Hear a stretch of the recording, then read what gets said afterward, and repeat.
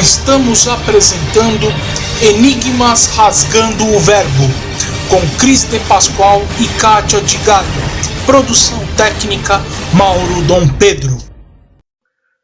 Olá pessoal, bem-vindos à Rádio Cron, a rádio da Consciência Livre. Você está entrando no programa Rasgando o Verbo. É um programa onde o normal é ser diferente. O normal é ser paranormal. Bom dia, boa tarde, boa noite a todos vocês que estão nos acompanhando. Bem-vindos. Bom dia, Kátia Gaia. Boa noite, Planeta Terra. Boa tarde. Boa É noite. temporal o nosso programa, né, Kátia? Você pode ver ele a qualquer hora do dia, a qualquer hora da noite, na internet. Kátia Gaia, vamos aos nossos recados. Bem, convidamos a todos vocês conhecerem o nosso site, que é o www.programenigmas.com.br. Por lá você tem todos os nossos vídeos, o acervo que está conectado à Cron TV, que é o nosso canal no YouTube, assim como vídeos mais antigos de todos os programas, óbvio. Não só Rasgando o Verbo, como também o Enigmas da Demais TV, que nós estamos todas as quartas-feiras ao vivo às 10 horas.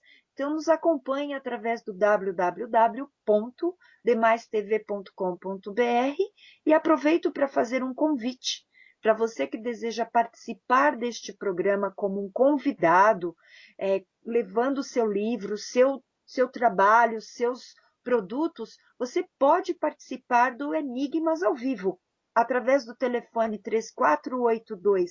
3482-6381, você fica sabendo como participar e o investimento para isso.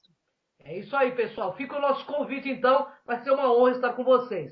Bom, a pedido dos nossos internautas, hoje nós vamos falar, vamos repensar um pouco sobre a violência. Por que estamos tão violentos? Embora tenhamos dado um upgrade na parte tecnológica, estamos cada vez mais violentos. Por que será, né, Kátia Gaia? Bem, vamos descobrir por que foi feita esta pesquisa justamente para as pessoas se inteirarem disto. É verdade, Kátia. Bem, hoje no programa Rasgando o Verbo, nós faremos uma abordagem sobre a violência, sobre a criminalidade presente na sociedade e também vamos citar algumas formas de combatê-la, é claro, sem que haja uma agressividade maior, através de métodos preventivos. Não estamos aqui fornecendo a solução dos problemas, mas uma forma de amenizá-los. E a criminalidade, cada vez mais banalizada entre nós, ela vem adquirindo proporções verdadeiramente alarmantes, fazendo do medo um estado de espírito generalizado em nosso meio social. É verdade, Kátia Gaia. E embora não seja um problema apenas dos grandes centros urbanos, né, é nas cidades onde presenciamos o crescimento da violência de forma extremamente acentuada. E isso, pessoal, é ocasionado por fortes presenças inerentes à raça humana.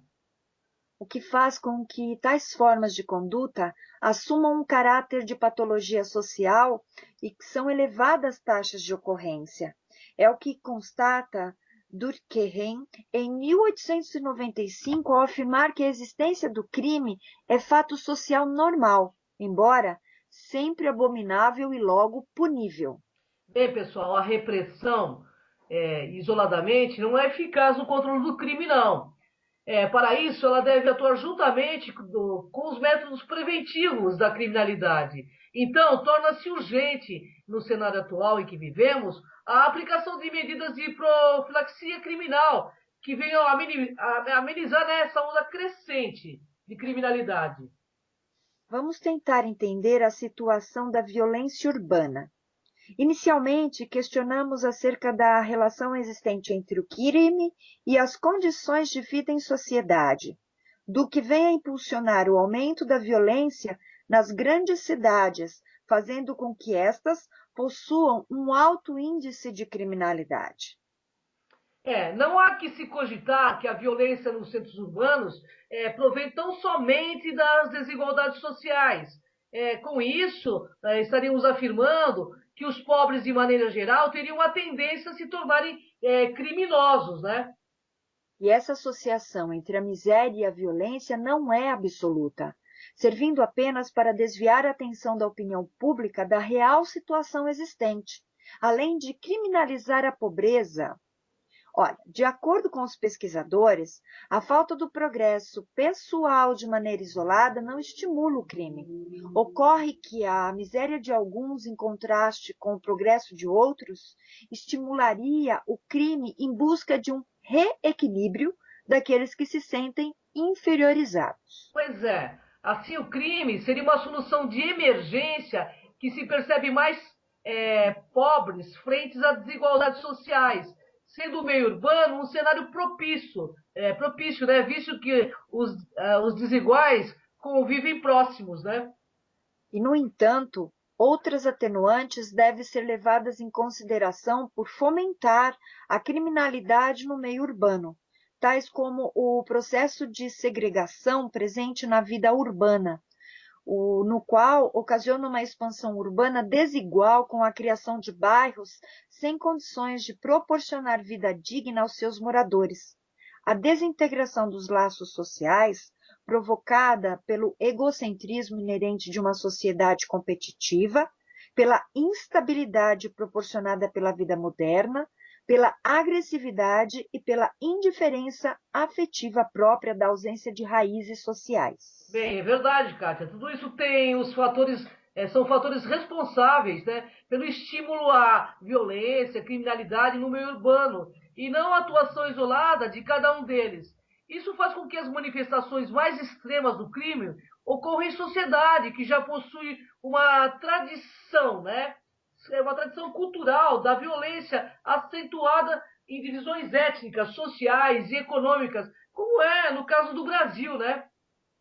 E, do outro lado, o Estado, em busca de combater a criminalidade, tem dado prioridade às seguintes formas de ataque: aumentar penas e reaparelhar a polícia, além da construção de novas penitenciárias visando suprir a demanda de detentos.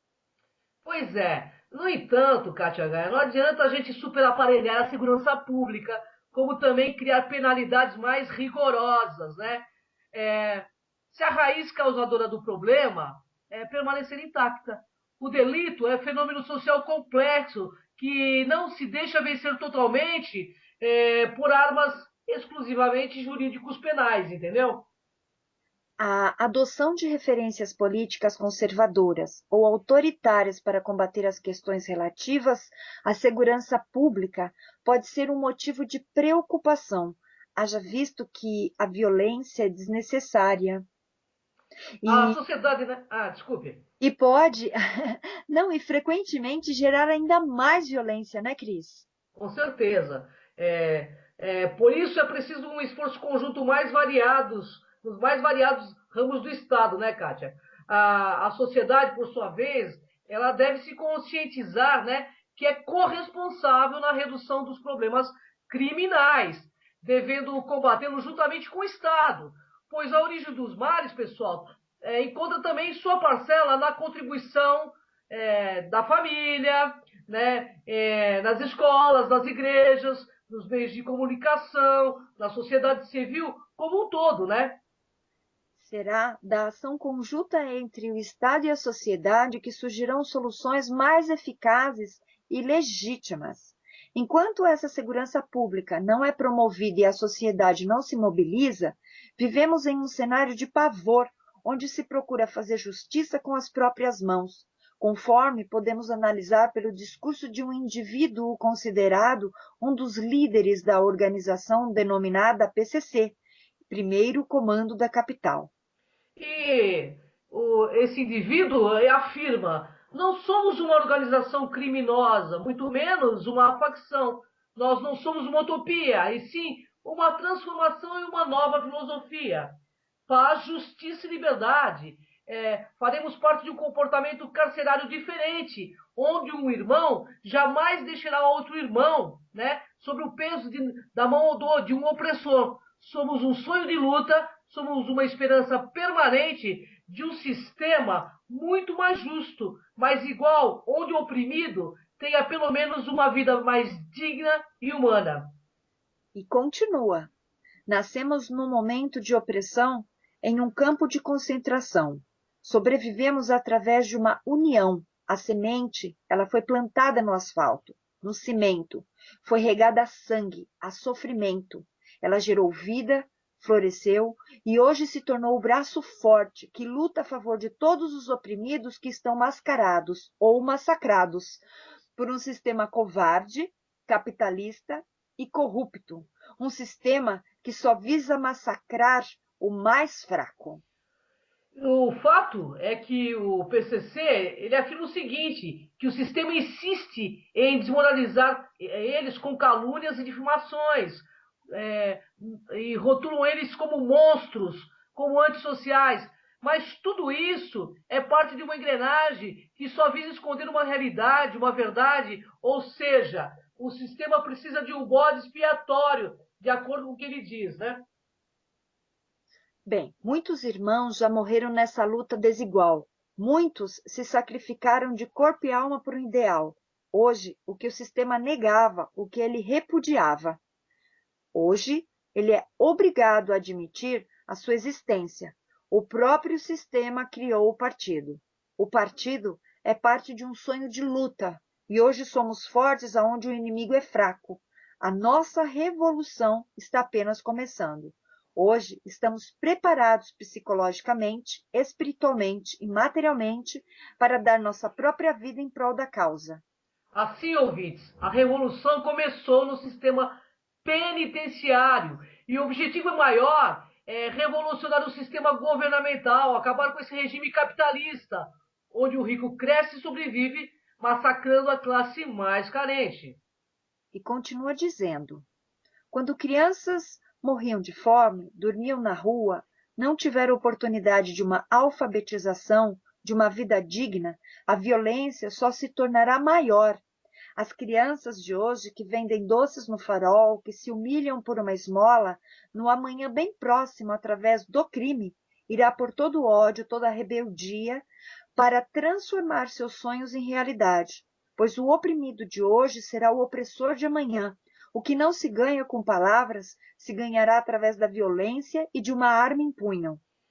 E continua o PCC, dizendo: nossa meta é atingir os poderosos, os donos do mundo. Iremos dar muito trabalho, pois estamos preparados para morrer e renascer na própria esperança de que nosso grito de guerra irá se espalhar por todo o país. E ele diz também que não são criminosos por opção, e sim que são por uma sociedade subversiva e idealista. É assim que eles pensam.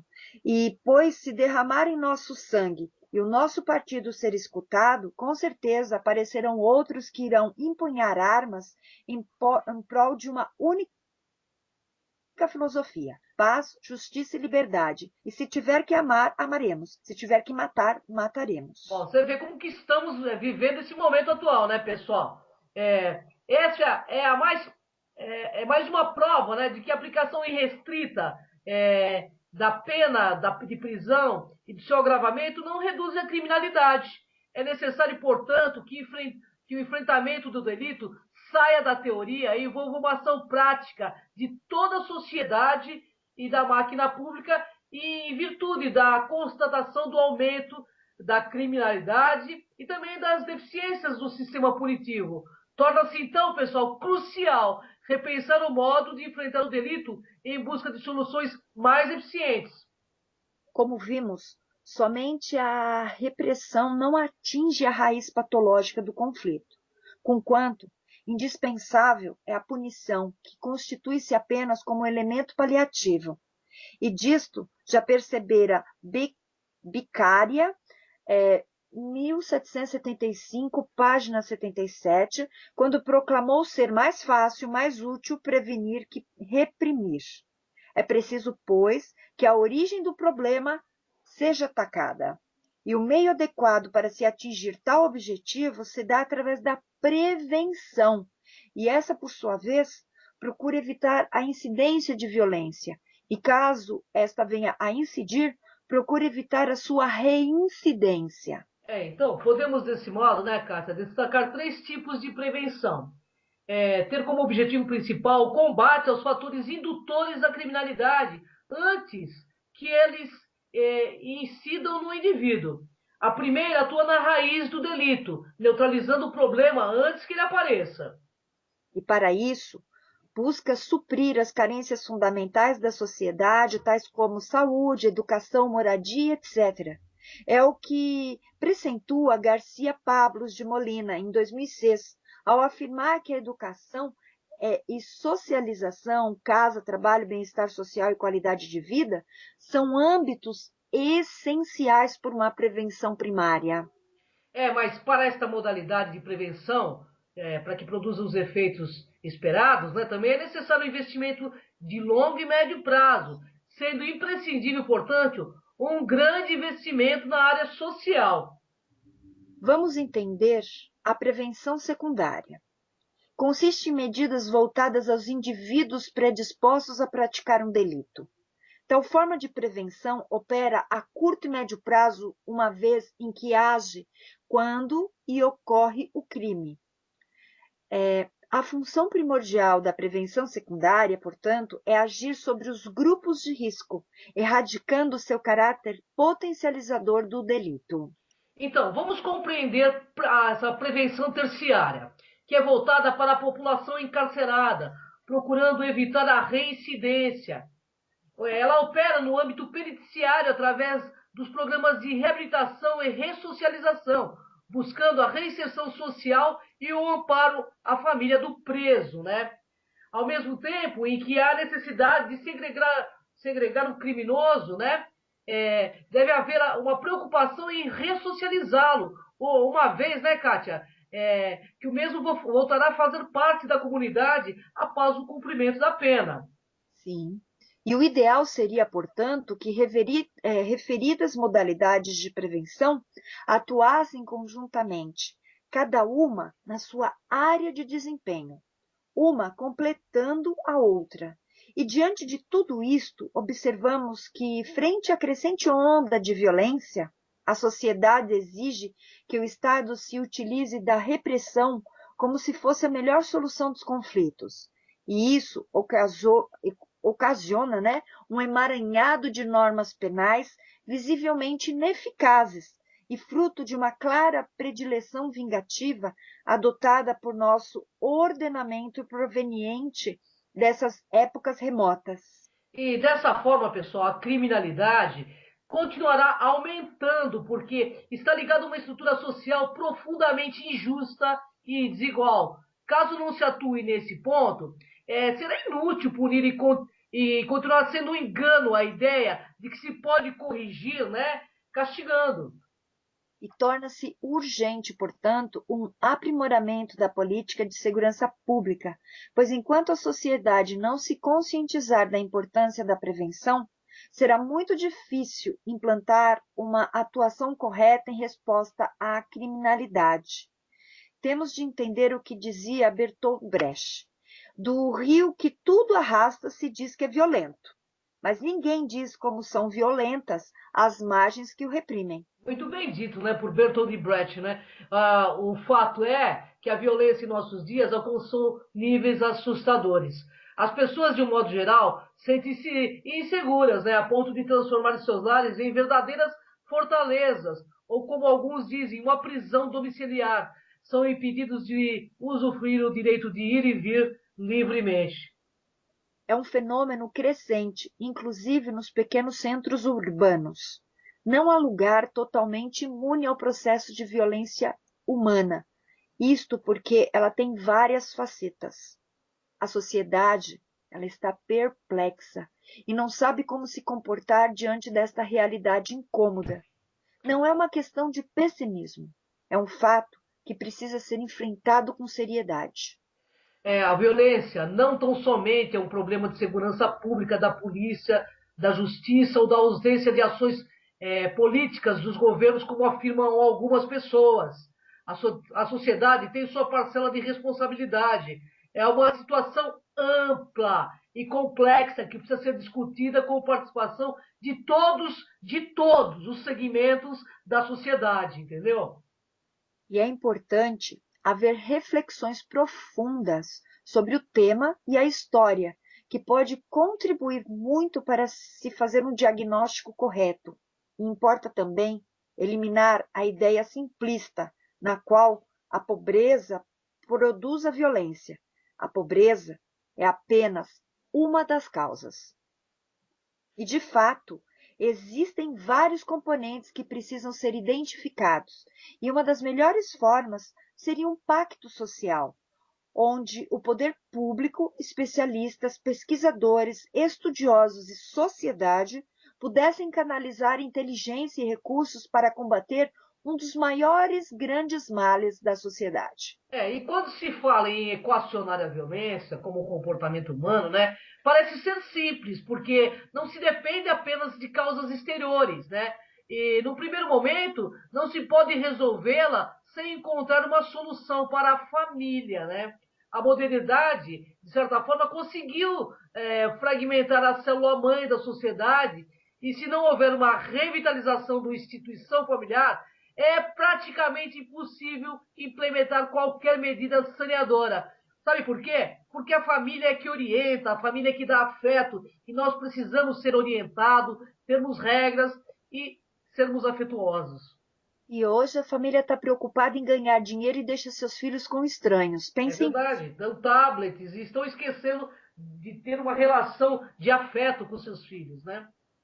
E outro segmento a ser revitalizado é a escola, porque ela pode auxiliar a família na disseminação da solidariedade, da fraternidade, da convivência e aceitação das diferenças. E essas instituições têm a maior responsabilidade na formação comportamental do indivíduo.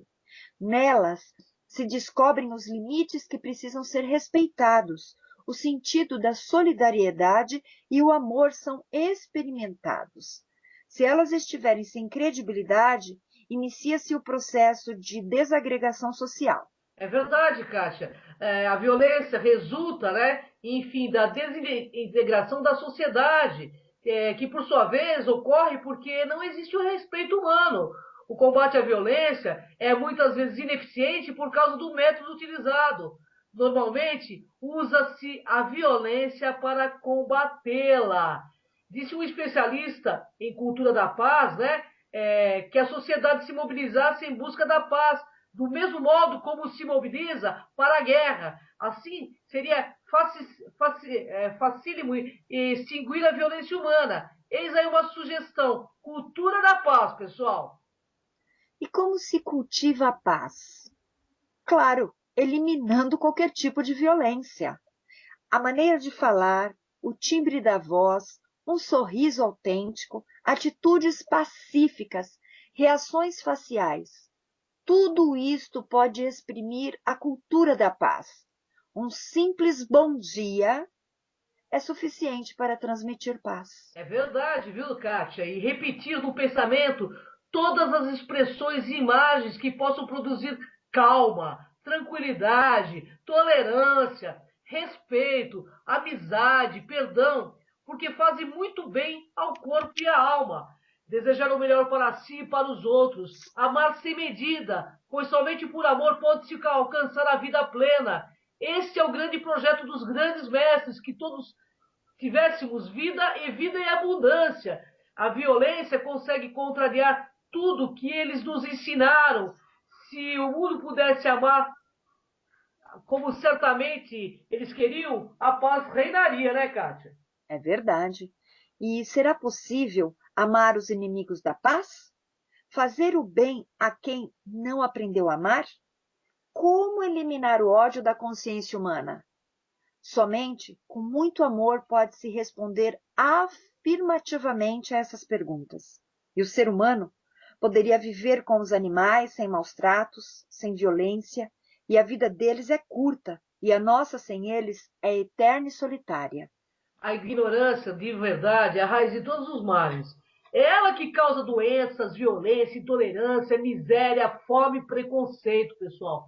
A maior parte da violência é movida pelo dinheiro, o mal de todos os males. A cédula é a isca do anzol. O materialismo, né, tomou conta. O sentimentalismo, de certa forma, é visto como fraqueza. Pensamentos maus induzem a violência e a morte. Vamos nos livrar deles com os prazeres da vida, com o amor e com os bons pensamentos. violência gera mais violência. Então tenha consciência. Abuso infantil, maus tratos a animais, como o ser humano pode ser capaz? A única arma capaz de combater a violência é a inteligência. A violência é abstrata. Todos os meios físicos utilizados para combatê-la se tornarão em vão. Então, Kátia, hoje estatísticas mostram, né, que o jovem de sexo masculino, morador de regiões periféricas das grandes cidades, que abandonou a escola cedo e não tem emprego formal, é a maior vítima de homicídio. Ao mesmo tempo, esse jovem é o maior autor de crimes contra o patrimônio, como assaltar e roubar, né? E a maior vítima de crimes contra o patrimônio é também o jovem de ambos os sexos, mas de perfil diferente. Tem renda, escolaridade mais elevada e mora em bairros mais abastados. Já os crimes sexuais contra mulheres são praticados majoritariamente por homens com quem se relacionam ou se relacionaram. Este é um fator que inibe ainda mais a denúncia, tanto que crimes como estupro e atentado violento ao pudor são dos mais subnotificados. Pais, outros parentes e pessoas conhecidas da família são os agressores na maior parte dos crimes de maus tratos e de abuso sexual da criança. Ouvintes, a única arma para combater a violência, de fato, é a inteligência, aliada à consciência dos erros. A gente precisa repensar isso.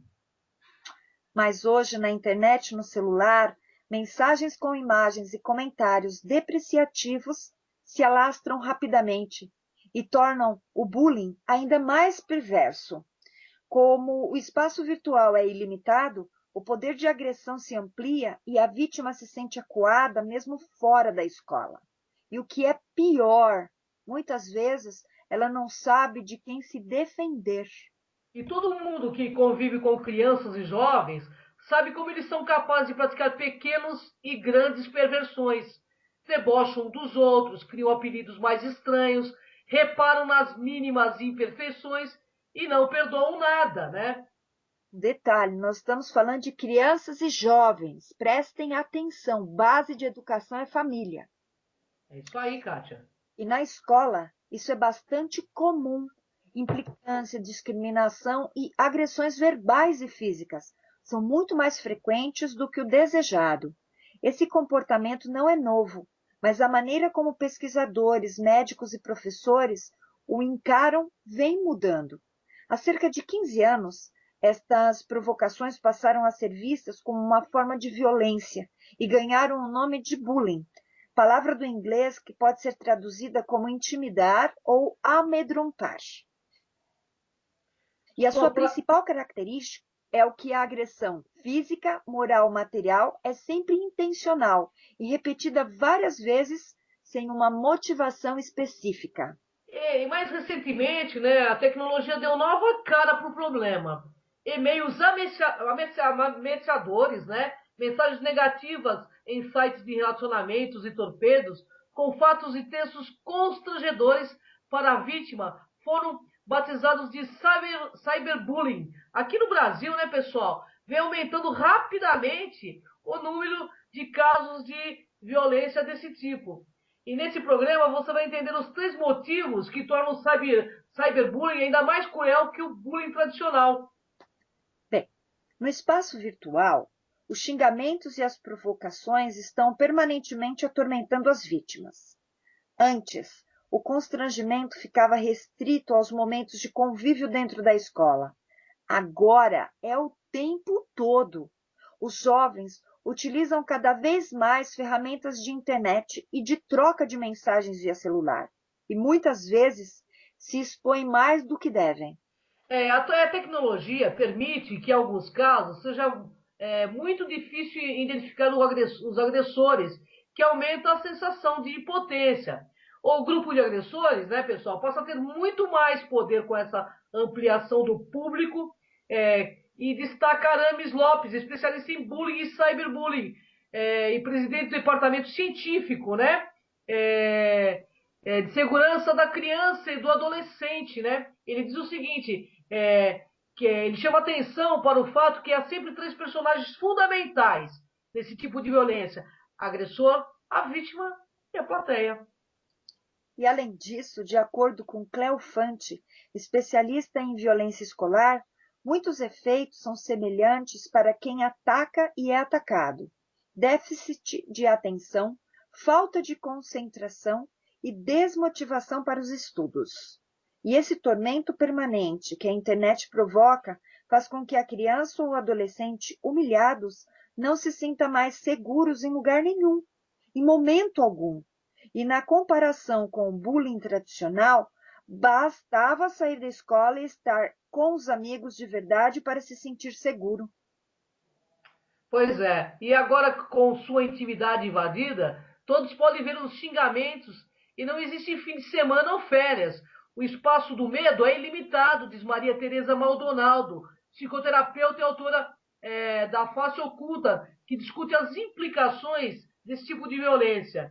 Pesquisa feita esse ano pela organização não governamental, a PLAN, com 5 mil estudantes brasileiros de 10 a 14 anos, aponta que 17% já foram vítimas de cyberbullying, no mínimo uma vez. Desses 13%, foram insultados pelo celular e 87% restante por textos e imagens enviados por e-mail ou via sites nos relacionamentos. E tudo começa assim: um xinga o outro chora e o resto cai na risada. Solução é aprender a lidar com a própria imagem e o primeiro passo, esse é o primeiro passo, porque mesmo quando a agressão é virtual, o estrago é real, né, Kátia? E online, o agressor pode agir sem que precise se identificar. Bullying não é um ritual de passagem, diz a secretária adjunta do Departamento de Educação dos Estados Unidos. É o início de uma corrente de agressão e ódio. Coisa. E o fato é que na violência esquecemos quem somos, porque é o único refúgio do incompetente. A violência é sempre terrível, mesmo quando a causa é justa.